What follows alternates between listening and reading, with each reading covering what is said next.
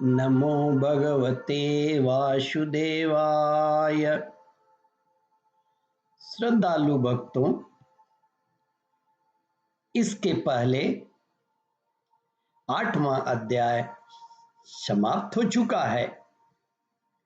श्रीमद् भागवत महापुराण के प्रथम स्कंद के 9वां अध्याय के अंतर्गत युधिष्ठिरादि का भीष्म जी के पास जाना और भगवान श्री कृष्ण की स्तुति करते हुए भीष्म जी का प्राण त्याग करना का वर्णन करूंगा। सूत जी कहते हैं, शौनकादि ऋषियों, इस प्रकार राजा युधिष्ठिर प्रजाद्रोह के भयभीत हो गए। इस प्रकार राजा युधिष्ठिर प्रजाद्रोह से भयभीत हो गए। फिर सब धर्मों का ज्ञान प्राप्त करने की इच्छा से उन्होंने कुरुक्षेत्र की ओर यात्रा की, जहां भीष्म पितामह सरसैया पर पड़े हुए थे। उस समय उन सब भाइयों ने स्वर्ण जटित रथों पर, जिनमें अच्छे अच्छे घोड़े जुते हुए थे, सवार होकर अपने भाई युधिष्ठिर का अनुगमन किया। उनके साथ व्यास, धौम्य आदि ब्राह्मण भी थे।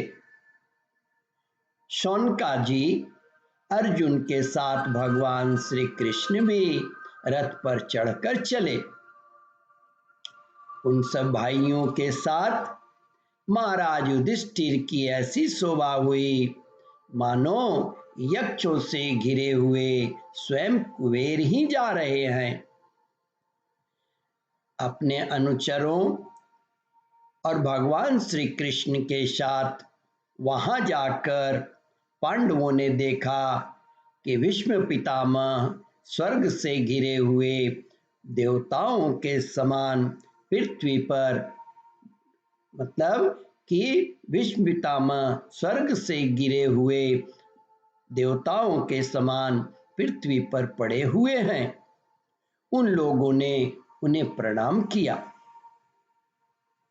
शौनकाजी उसी समय भरतवंशियों के गौरव रूप भीष्म पितामह को देखने के लिए सभी ब्रह्मर्षि, देवर्षि और राजर्षि वहां आए।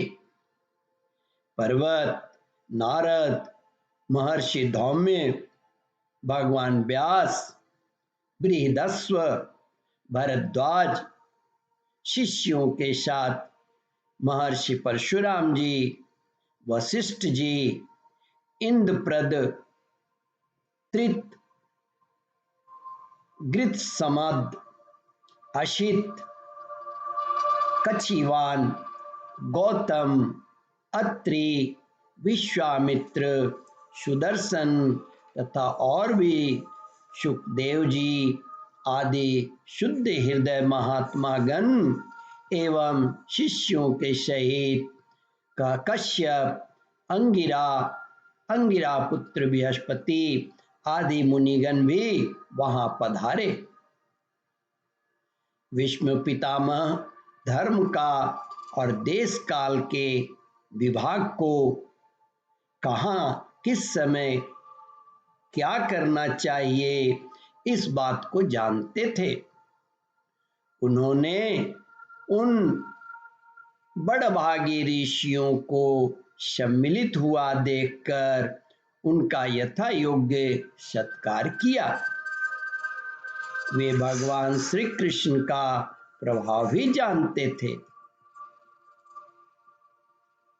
अतः उन्होंने अपनी लीला से मनुष्य का वेश धारण करके वहां बैठे हुए तथा जगदीश्वर के रूप में हृदय में विराजमान भगवान श्री कृष्ण की बाहर तथा भीतर दोनों जगह पूजा की। पांडव बड़े विनय और प्रेम के साथ भीष्म पितामह के पास बैठे। उन्हें देखकर भीष्म पितामह की आंखों में प्रेम के आंसू से भर गए। उन्होंने उनसे कहा, धर्मपुत्रों, हाय हाय, यह बड़े कष्ट और अन्याय की बात है कि तुम लोगों को ब्राह्मण, धर्म और भगवान के आश्रित रहने पर भी इतने कष्ट के साथ जीना पड़ा, जिसके तुम कदापि योग्य नहीं थे। अतिरथी पांडु की मृत्यु के समय तुम्हारी अवस्था बहुत छोटी थी। उन दिनों तुम लोगों के लिए कुंती रानी को और साथ साथ तुम्हें भी बार बार बहुत से कष्ट झेलने पड़े। जिस प्रकार बादल वायु के वश में रहते हैं, वैसे ही लोकपालों के सहित सारा संसार काल भगवान के अधीन है। भीष्म पितामह ने पांडवों से कहा, मैं समझता हूं कि तुम लोगों के जीवन में ये जो अप्रिय घटनाएं घटित हुई, वे सब उन्हीं काल भगवान की लीला है। नहीं तो जहाँ साक्षात धर्मपुत्र राजा युधिष्ठिर हो, गदाधारी भीमसेन और धनुर्धारी अर्जुन रक्षा का काम कर रहे हों, गांडीव धनुष को और स्वयं श्री कृष्ण सुहृदय हों, भला वह भी विपत्ति की संभावना है? वहां नहीं हो सकता है विपत्ति। ये काल रूप श्री कृष्ण अब क्या करना चाहते हैं, इस बात को कभी कोई नहीं जानता। ओम परमात्मने नमः। श्रद्धालु भक्तों, इस कथा को ध्यान पूर्वक श्रवण, मनन और इसका चिंतन करें। इस कथामृत का रसास्वादन अपने बंधु बांधवों को भी वितरित करें। इस वीडियो को लाइक, शेयर और सब्सक्राइब करें। ओम परमात्मने नमः।